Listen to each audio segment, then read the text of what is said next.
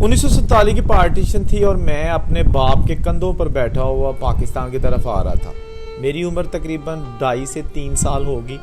مجھے کچھ یاد نہیں کہ میرا نام کیا تھا اور ہم کیوں اور کدھر جا رہے ہیں۔ رستے میں گاؤں کے باہر ایک سکھوں کا جتھا آیا، انہوں نے میرے باپ کو مار دیا اور میں معجزانہ طور پر زندہ بچ گیا، لیکن زخمی ہو گیا۔ میں بڑا خوف زدہ ہو گیا اور قریبی کچھ ٹریفک چلتی دیکھی تو میں وہاں بھاگ گیا۔ وہ ایک روڈ تھا۔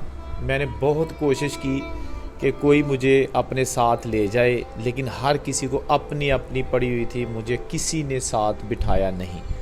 میں بہت پریشان تھا۔ اس کے بعد ایک شخص آیا، اس نے مجھے اٹھایا اور اپنے گھر لے گیا۔ میں رو رہا تھا۔ اس نے کہا کہ آپ کا نام کیا ہے؟ مجھے نام یاد نہیں تھا۔ مجھے کہتا ہے آپ کا نام کاکا ہے اور یہی آج سے آپ کا گھر ہے۔ میں ایک مسلمان خاندان سے تعلق رکھتا تھا، لیکن مجھے اس وقت تک ابھی کچھ پتہ نہیں تھا کیونکہ میری عمر تھوڑی تھی۔ کچھ چیزیں اس وقت مجھے یاد تھیں کہ میرے باپ کے ساتھ کیا ہوا اور ہم کیوں اس وقت پریشانی میں مبتلا ہیں۔ اس کے بعد اس خاندان میں ایک بچہ تھا جس کا نام بوٹا تھا، وہ بھی میرا ہم عمر تھا۔ ہم دونوں نے کھیلنا۔ اس شخص کا نام امرو تھا اور یہ ایک سکھ پریوار تھا۔ ایک سکھ پریوار نے میرے ابے کو مار دیا اور دوسرا پریوار مجھے سنبھال رہا ہے۔ یعنی کہ اچھے برے انسان ہر جگہ ہوتے ہیں۔ یہ آپ سٹوری سنتے جائیے، پھر میں بتاتا ہوں کہ یہ سٹوری کس کی ہے اور اتنا زیادہ دردناک واقعہ کہ ایک ایسی شخص کی سٹوری جس کو آج تک اپنے خاندان کا نہیں پتہ۔ خیر، سٹوری کو کنٹینیو کرتے ہیں۔ وہ گھر جہاں پہ میں 4 سال رہا، اس گاؤں کا نام تھا دیوی داس پورہ، پنجاب کا ایک گاؤں ہے امرتسر کے قریب۔ وہاں پر میں رہا۔ اس وقت خیر مجھے نہیں پتا تھا، لیکن اب مجھے پتا ہے کہ وہ کون سا گاؤں تھا۔ جس گاؤں میں پیدا ہوا اس کا مجھے آج تک نہیں پتا۔ یہ سٹوری سنا رہے ہیں لاہور کے محمد فاروق، جس کی عمر اس وقت تقریباً 78 برس یا 79 برس ہوگی۔ انہوں نے کہا کہ میں اس گاؤں میں جس میں رہتا تھا دیوی داس پورہ، تو مجھے اس گاؤں میں کاکا کہہ کر پکارتے تھے یا مسلا کہتے تھے، کیونکہ یہاں پر مسلمان سارے پاکستان جا چکے تھے، صرف ہندو اور سکھ آباد تھے۔ 4 سال بعد جب وہاں پر ایک پولیس کی گاڑی آئی، کیونکہ جو بچھڑے ہوئے لوگ تھے، بچے تھے، لاوارث لوگ تھے یا جن کو اپنے ماں باپ سے چھین لیا گیا تھا، ان کو پولیس دونوں طرف پاکستان اور انڈیا میں تلاش کر کے اپنے اپنے وطنوں میں بھجوا رہی تھی۔ جب مجھے لینے آئے تو میں نے رونا شروع کر دیا، کیونکہ میں اب اسی گاؤں کا ہو کر رہ گیا تھا۔ مجھے کوئی پتہ نہیں تھا کہ ماں باپ کا پیار کیا ہوتا ہے، لیکن یہ مجھے پتہ تھا کہ یہی میرا گاؤں ہے۔ میں نے پولیس کے ساتھ کہیں نہیں جانا۔ پولیس والے نے کہا کہ بیٹا آپ کو کہیں نہیں لے کے جا رہے، جسٹ آپ کو گاڑی میں بٹھائیں گے، جھولا دیں گے، واپس اسی گھر میں اتار دیں گے۔ باتیں کر رہے تھے تو میرا جو وہ گھر کا سربراہ تھا، جس کو کبھی کبھی میں ابا بھی کہہ دیتا تھا، امرو، وہ گھر میں آیا۔ اس نے ہاتھ میں ایک آم پکڑا ہوا تھا، شاید اپنی فیملی کے لیے باہر کھیتوں سے لے کے آیا تھا، لیکن جب اس نے دیکھا کہ پولیس آ گئی ہے اور اس مسلمان بچے کو اب واپس سے پاکستان بھجوا دے گی، تو اس کو بھی ایک محبت سی ہو گئی تھی۔ اس نے بھی رونا شروع کر دیا۔ میں تو پہلے ہی رو رہا تھا۔ اس کے بعد اس نے کہا کہ یہ بیٹا آم رکھ لو اور رستے پہ بھوک لگے گی تو کھا لینا۔ میں اس گاڑی میں بیٹھ گیا، پولیس کے ساتھ ایک کیمپ میں آ گیا۔ کیمپ میں 10 دن مجھے انہوں نے رکھا۔ یہ ایک شہر تھا، جلندھر کا شہر تھا۔ مجھے بعد میں پتہ چلا، کسی نے بتایا کہ وہ جلندھر شہر تھا۔ اس کے بعد پھر امرتسر کے راستے پاکستان کی طرف ایک بس میں بیٹھ کر روانہ ہوئے۔ اس کیمپ میں اور بھی بہت سارے لاوارث اور بچھڑے ہوئے بچے، خواتین، لڑکیاں، تمام عمر کے لوگ شامل تھے۔ جب ہم امرتسر شہر سے گزرنے لگے تو ڈرائیور نے کہا کہ تمام جو بڑے لوگ ہیں وہ اپنے چہرے جو ہے نا وہ زمین کی طرف کر لیں، یعنی سیٹوں کی طرف کر لیں، باہر کھڑکی تک کی طرف مت دیکھیں، کسی کو یہ شک نہ ہو کہ اس میں مسلمان لڑکے یا لڑکیاں جا رہی ہیں، کیونکہ بہت زیادہ اس سے پہلے قتل و غارت ہو چکی تھی۔ یہ لوگ لاہور آ گئے۔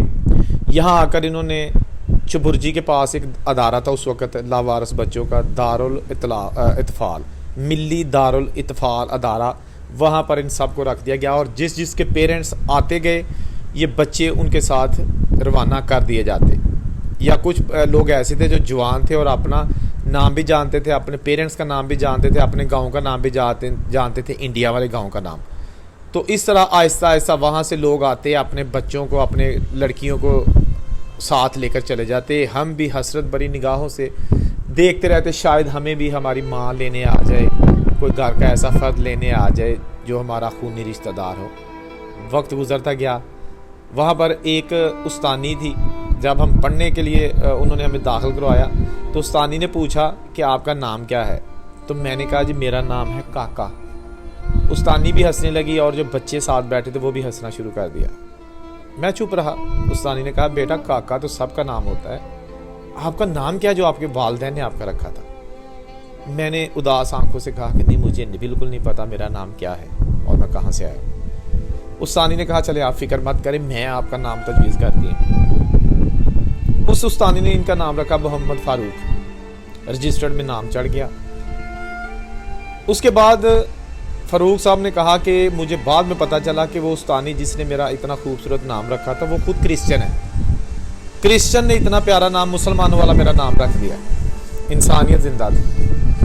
बहरहाल वहाँ पर मैंने पढ़ना शुरू किया। 1960 में वो जो अदारा है ना, मिली दारुल इत्फाल चबुर्जी लाहौर, वो बंद हो गया और हम जो लावारस बच्चे रह गए थे जो अभी तक अपने पेरेंट्स से नहीं मिल सके थे उनको भेज दिया गया चौक यतीम खाना मुल्तान रोड दारुल शफकत में। बाकी ज़िंदगी के दिन का आगाज़ गुजारने का आगाज़ हमने वहाँ से किया, इस आस के साथ कि शायद कोई ना कोई हमें लेने आएगा। बिल आखिर हमें कोई नहीं लेने आया। एक कारी साहब गुलबर्ग लाहौर से, उन्होंने रब्ता किया दारुल शफकत से, मेरा मदरसा और मैं बच्चों को कुरान पाक पढ़ाऊँगा, आप जो बच्चे मेरे साथ भेजना चाहते हैं भिजवा दें, इनको खाना भी मिलेगा, कपड़े भी मिलेंगे और तालीम भी जो है ना दूँगा। मैं अभी उन बच्चों के साथ 12-15 लड़के थे, हम चले गए। वहाँ मैंने कुरान हिफ्ज़ कर लिया। बाद में कारी साहब ने मुझे पूछा कि आप बनना क्या चाहते हो, बड़े हो गए हो। तो मैंने कहा कि मैं फ़ौज में जाना चाहता हूँ। कारी साहब ने पूछा वो क्यों, आपने कुरान हिफ्ज़ किया है। मैंने कहा कि मेरा बाप कत्ल कर दिया गया, नाहक शहीद कर दिया गया पार्टीशन के दौरान और मैं बदला लेना चाहता हूँ। मेरी आंखों में उस वक्त आंसू थे, बाप की मोहब्बत थी, बिछड़े हुए बहन भाइयों, माँ बाप और रिश्तेदारों की तलब थी। तड़पते हुए लहजे के साथ मैंने कहा कि मैं आर्मी में जाना चाहता हूँ। कारी साहब ने मुझे समझाया और कहा कि अब आप इंतकाम की आग को छोड़ो, जो होना था हो गया, आगे को देखो और अपने दीन में जो है ना वो अपना नाम पैदा करो। मैंने मदरसे में दूसरे बच्चों को पढ़ाना शुरू कर दिया, लेकिन अपने पेरेंट्स को आज तक नहीं भूला और ना ही भूल सकूँगा। आज मैं शादीशुदा हूँ, अपने मेरे बच्चे हैं, उम्र मेरी 79 है, लेकिन मेरी माँ जिसका मैं प्यार नहीं ले सका उसकी हर वक्त याद आती है। न जाने क्यों मुझे कौन से उसके वो लाड प्यार वाले लफ्ज़ याद है जो मुझे कहा करती थी, लेकिन फिर भी दिल करता है मेरी भी माँ हो। बाप जिसको मैंने आंखों के सामने शहीद होता देखा, मुझे आज भी ऐसे ही लग रहा है कि गो कि मैंने अपने बाप को आंखों के सामने मरता हुआ देखा है, लेकिन फिर भी वो ज़िंदा होगा, कहीं ना कहीं होगा। मेरे बहन भाई, रिश्तेदार, अजीज़ो कारब ज़माने ने छीन लिए। मेरा क्या कसूर था? क्या मैंने कहा था कि पाकिस्तान और हिंदुस्तान बनना चाहिए? मैंने तो नहीं कहा था, मुझे तो पता भी नहीं है। फिर मुझे सज़ा क्यों मिली? ये जुदाई मेरे हिस्से में क्यों आई? एक ऐसी जुदाई जो कि पौनी सदी हो गई, ख़त्म होने का नाम ही नहीं ले रही। सबके पेरेंट्स हैं, सबके बहन भाई हैं, ताया, फुफ्फी, मासी, चाची, नानी, दादी, मेरे क्यों नहीं? क्या ऐसा मैंने पाप किया था जिसकी सज़ा आज तक भुगत रहा हूँ? आज मेरे पास सब कुछ है, औलाद है, मेरा नाम है, मेरे सीने में कुरान है, हाफ़िज़ कुरान हूँ, बहुत सारे बच्चे हैं मेरे मदरसे में, मदरसे का मैं खुद मालिक हूँ, लेकिन मेरे अपने कहाँ हैं? रिश्तेदार कहाँ हैं? क्यों हम लावारिस लोग ही आपस में रिश्तेदारियाँ कर रहे हैं? मोहम्मद फ़ारूक ने कहा कि उस कैंप में जो लावारिस लोग रह गए थे अब वो भी अपने अपने घरों वाले हो चुके हैं और मैंने अपने बेटे की शादी की है कैंप में एक लावारिस जो मेरा हम उम्र था उसकी बेटी के साथ। क्या हमारे नसीब में यही था कि अब जो लावारिस लोग हैं आपस में रिश्तेदारियाँ करेंगे? ज़िंदगी इसी का नाम है। दोस्तों, ये मोहम्मद फ़ारूक साहब का वाक़या है। इस तरह के लातादाद वाक़यात हैं जिनको मैं कोशिश करता हूँ आहिस्ता आहिस्ता आपकी खिदमत में पेश करता जाऊँ। देसी इन्फोटेनर वालों का शुक्रिया, वो भी बहुत अच्छी स्टोरियाँ जो है ना वो बुज़ुर्गों की लेके आ रहे हैं। मेरी भी छोटी छोटी काविश है ताकि जिन लोगों तक वो स्टोरियाँ नहीं पहुँचती हम पहुँचाएँ और दिखाएँ। کہ 1947 کی پارٹیشن کتنے گھروں کو اجاڑ گئی اور کتنی یادیں چھوڑ گئی جو آج تک لوگ نہیں بھولتے۔ ویڈیو اچھی لگی ہو تو کمنٹ کیجیے گا، چینل سبسکرائب کیجیے گا، میں آپ کے کمنٹ کا انتظار کروں گا۔ اللہ حافظ۔